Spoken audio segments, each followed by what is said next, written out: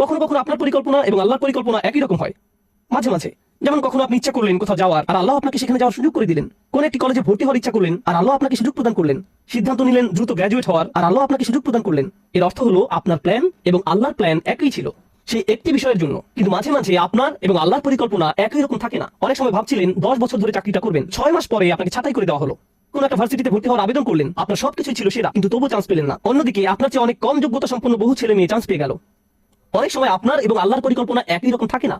এই আয়াতগুলো শিক্ষা দিচ্ছে সব সময় সবকিছু আমার পরিকল্পনা অনুযায়ী কাজ করবে না।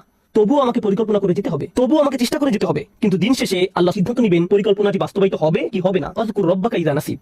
এরপর আসছে এই আয়াতের সবচেয়ে শক্তিশালী অংশ। আমি এর উপর অতিরিক্ত কিছু সময় ব্যয় করতে চাই। এটা আসলেই সমগ্র কোরআনের অন্যতম সুন্দর একটি শিক্ষা। যদি একজন মুসলিম এটা বুঝতে পারে, তার জীবনটা সহজ হয়ে যাবে। ওয়াকুল আসা আইয়াহদিয়ানি রাব্বি লিআকরাবা মিন হাযা রাশাদা। এই শব্দগুলো হলো একটি দোয়া।